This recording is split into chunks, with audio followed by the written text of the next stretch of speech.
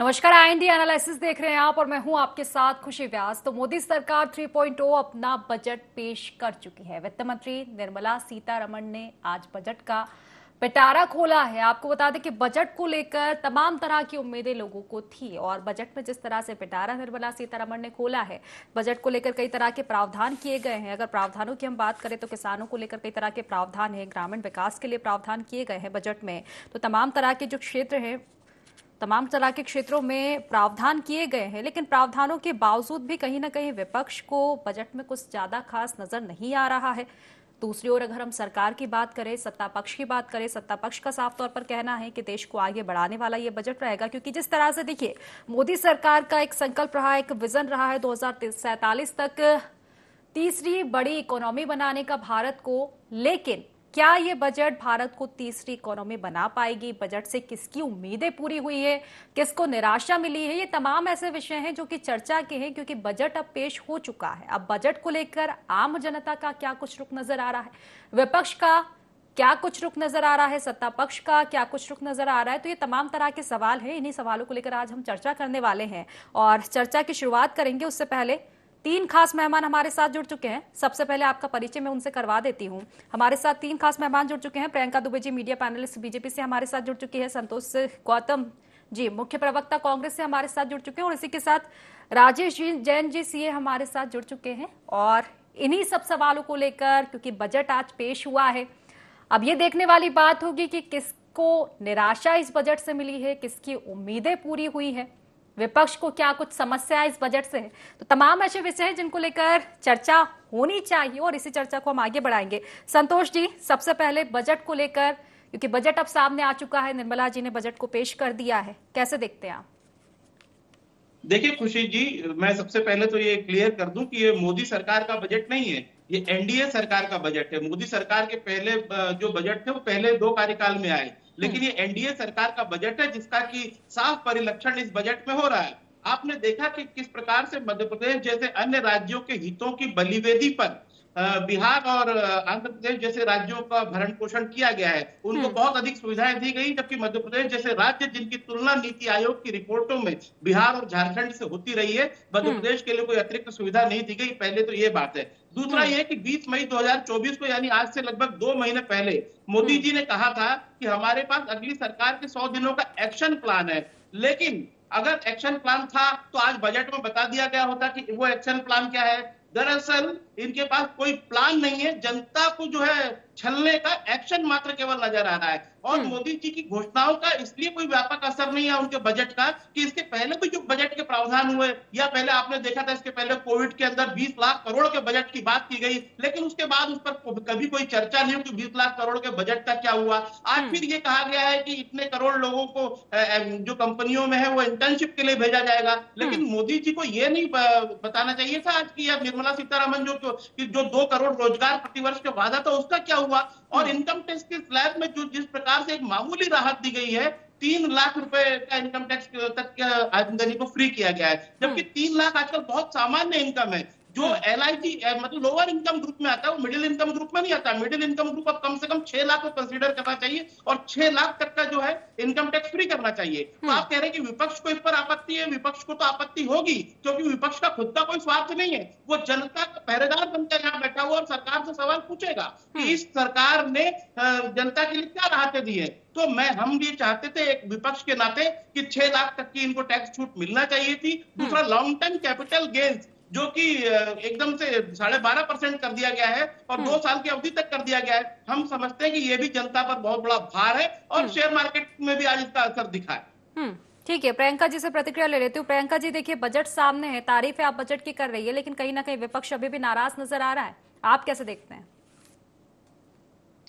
Bharatiya Janata party माननीय मोदी जी के नेतृत्व में, और अगर हम बात करें एनडीए की जो गवर्नमेंट है उसके अचीवमेंट्स को देखते हुए इनका बौखलाना बहुत स्वाभाविक सी बात हो जाती है। केंद्र के नेतृत्व में जब अभी माननीय हमारी वित्त मंत्री जी ने 7वीं बार जब बजट प्रस्तुत किया है तो वो अपने आप में गौरव का, महिलाओं के लिए गौरव का क्षण है। जिस तरह से अंतरिम बजट के समय भी कहा गया था कि हम गरीब युवा, अन्नदाता और नारी के लिए सदैव वचनबद्ध होकर के कार्य करेंगे। इस बजट में भी इस बात का पूरी तरह से ध्यान रखा गया है। तो जब चहु ओर अगर विकास की धारा बह रही है और जिस तरीके से मेक इन इंडिया और डिजिटल इंडिया के माध्यम से भारत को मजबूत बनाने के लिए हम लोग वचनबद्ध होकर आगे चल रहे हैं, उन सब चीजों को देखते हुए इसमें स्पष्ट परिलक्षित होता है ये जो बजट है वो सर्वसमावेशी, सर्वस्पर्शी और एक तरीके से पारदर्शिता को बनाए रखते हुए सभी को साथ लेकर के चलने वाला बजट है।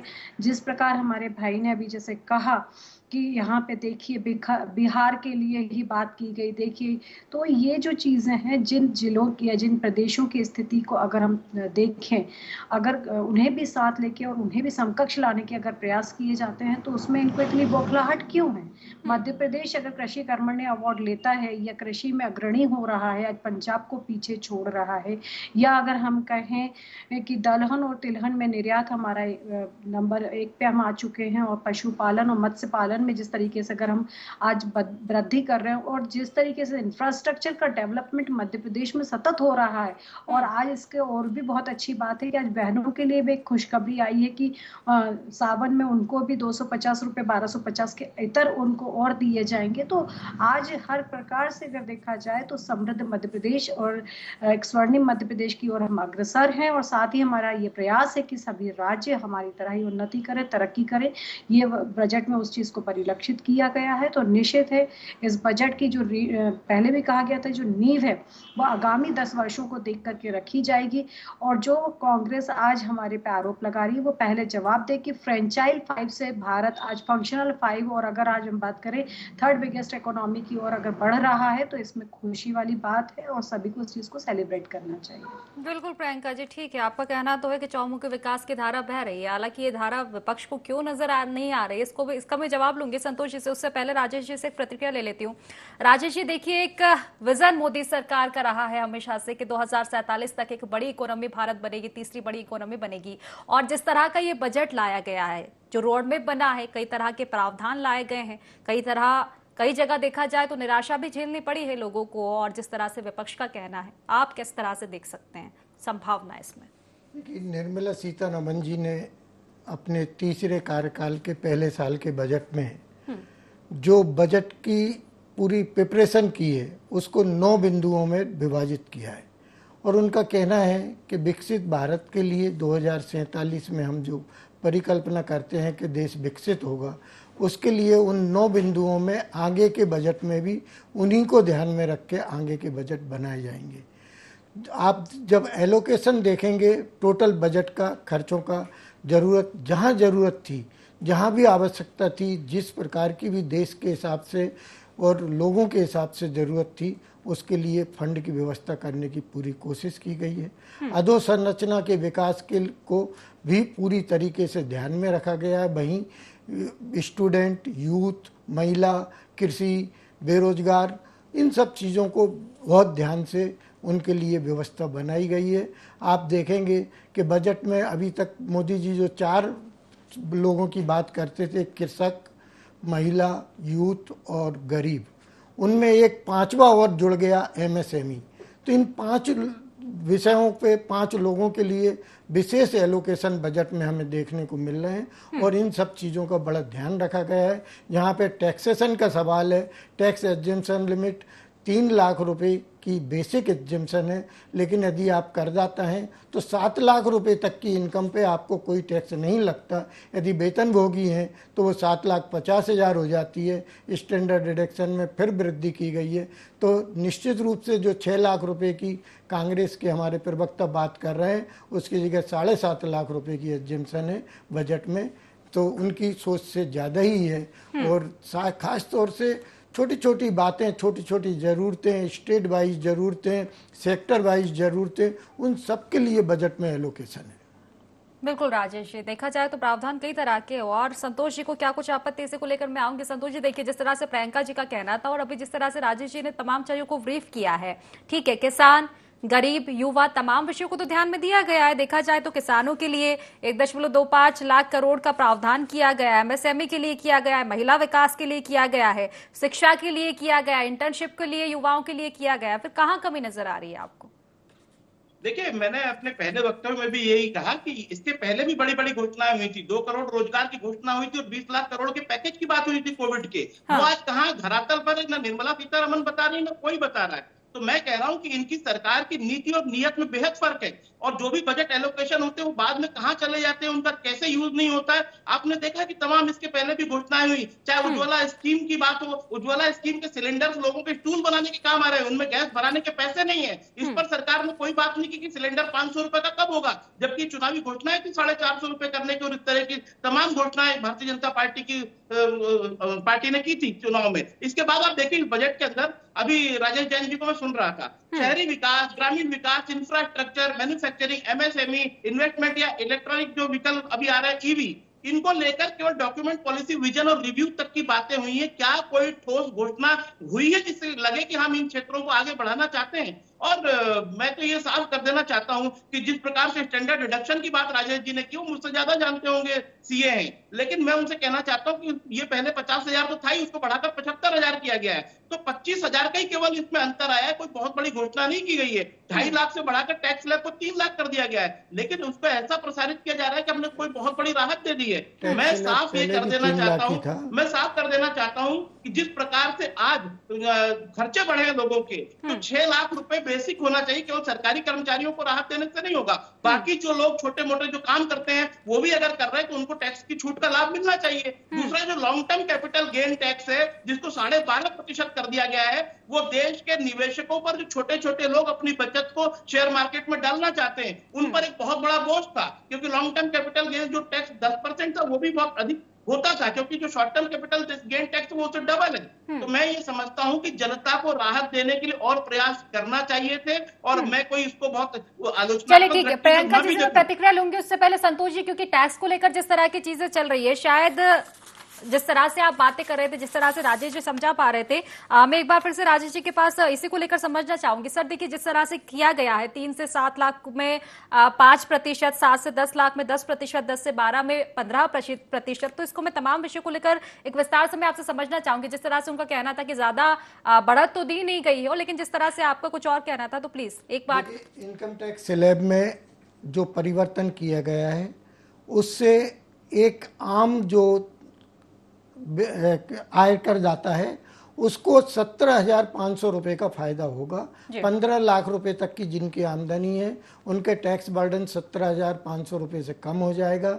Tax exemption basic limit 3 lakh रुपए थी पहले भी, न्यू टैक्स रिजीम में आज भी 3 लाख रुपए है। सरकार की एक मजबूरी होती है कि वो टैक्स बेस बढ़ाना चाहती है, टैक्स असेसी जो उसके हैं करदाता वो कम ना हो, उसके कारण से बेसिक एग्जेम्पशन को वो नहीं बढ़ाते। लेकिन एक सेक्शन है 87 है जिसके तहत वो टैक्स में राहत देते हैं, तो वो 25,000 रुपये की राहत अलग से दी गई है। हम इंटरनेशनल मार्केट में जब जाते हैं तो वो देखते हैं कि 140 करोड़ के देश में आपके कितने असेसी हैं, तो उस परसेंटेज को बढ़ाने के लिए बेसिक एग्जेम्पशन कोई भी सरकार नहीं बढ़ाती है, लेकिन वो अपने आयकर दाताओं को रिलीफ देना चाहती है। तो उसका मैकेनिज्म उन्होंने बनाया है 87A सेक्शन के तहत 25,000 रुपये तक की कर में छूट देते हैं। और टैक्स स्लैब में अभी इस तरीके से परिवर्तन किया है कि ओवरऑल 17,500 रुपये 15 लाख रुपए तक की आमदनी वालों के बचेंगे। निश्चित रूप से एक सरकार का बहुत अच्छा कदम है। बिल्कुल, चलिए ठीक है, प्रियंका जी आपके पास आऊंगी। ठीक है, बजट आप लाए हैं, लेकिन प्रेशर का बजट इसे करार दिया जा रहा है। देखिए, सरकार आपने बनाई है, लेकिन जो एक लक्ष्य था उसको लेकर कहीं ना कहीं बार बार आपको टोका गया था। 400 पार की आप बात कर रहे थे, लेकिन 300 पार नहीं हो पाया था। और अब कहा जाता है, विपक्ष का साफ तौर पर कहना है, जिस तरह से विपक्ष कहता है कि भाई ये वैसाखी पर चलने वाली सरकार है, कब गिर जाए पता नहीं। और अब एक बार फिर से विपक्ष को मौका मिल गया है, क्योंकि जिस तरह से झारखंड की हम बात कर ले, विशेष पैकेज आप लेके आए हैं। बिहार को लेकर देखिए, बिहार में 3 हाईवे को मंजूरी दी गई, सड़क परियोजनाओं को लेकर भी प्रावधान किया गया है। क्या वाकई प्रेशर आप देख पा रहे हैं? देखिए, इसके बहुत अच्छा जवाब सरकार बनने के बाद माननीय नीतीश कुमार जी ने दिया था कि 99 अंक से तो 292 ज्यादा ही होता है। इस चीज को ध्यान रखिएगा, ये मैंने नहीं कहा था, माननीय नीतीश कुमार जी का स्टेटमेंट है।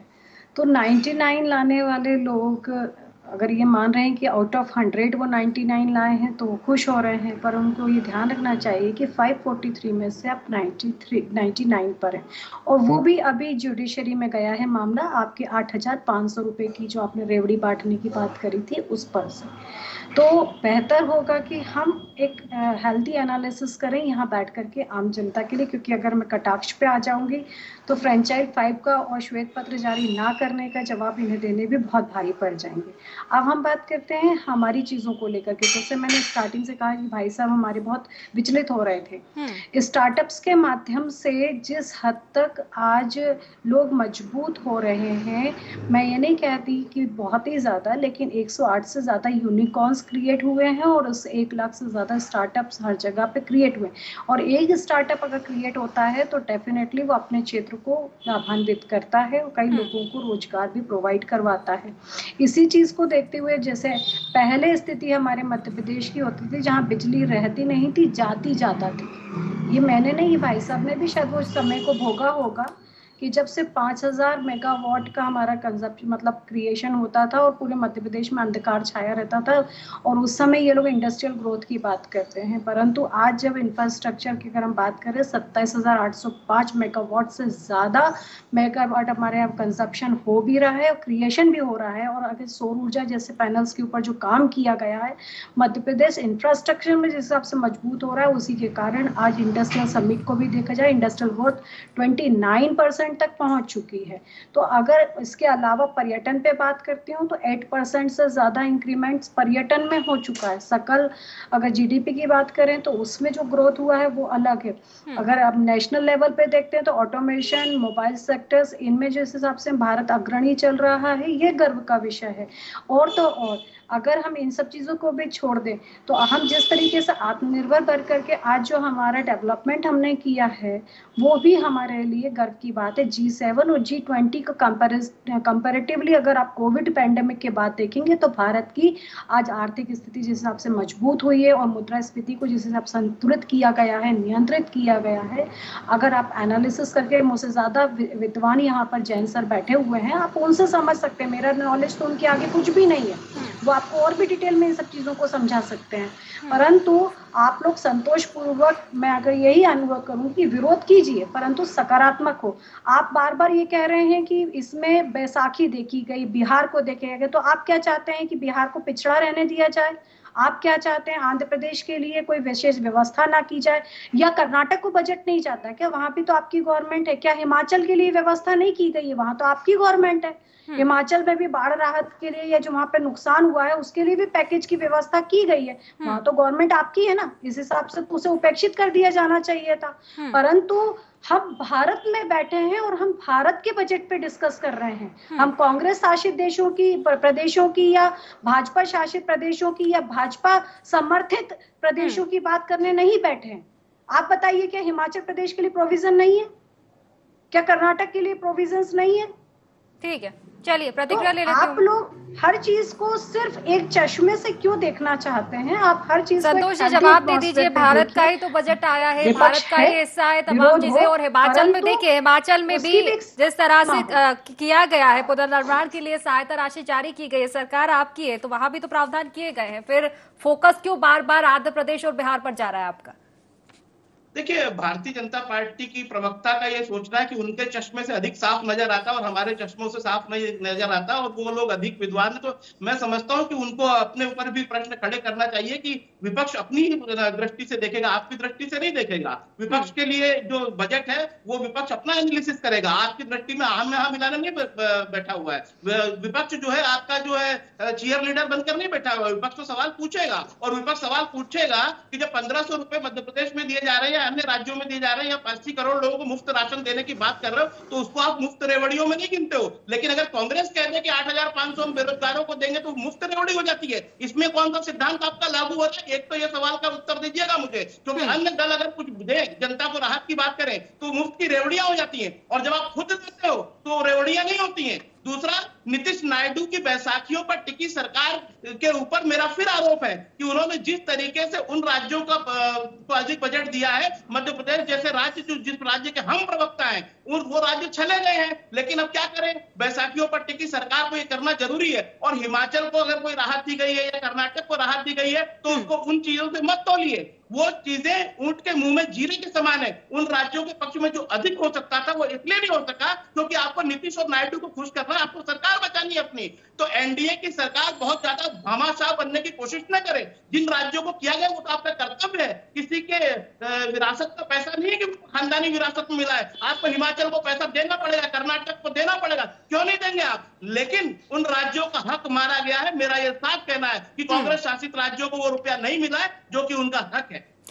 क्या प्रियंका जी सौतेला व्यवहार किया गया है? क्योंकि देखिए जिस तरह का आशीर्वाद हमने देखा था लोकसभा चुनाव में मिला है, मध्य प्रदेश से तो क्लीन स्वीप किया है आपने, छत्तीसगढ़ में भी पिछले 2019 के मुकाबले देखे तो कहीं ना कहीं ग्रोथ ही आपकी मिली है। तो कहीं सौतेला व्यवहार तो नहीं कि भाई यहाँ से आशीर्वाद मिल गया तो यहाँ आप कर लेंगे?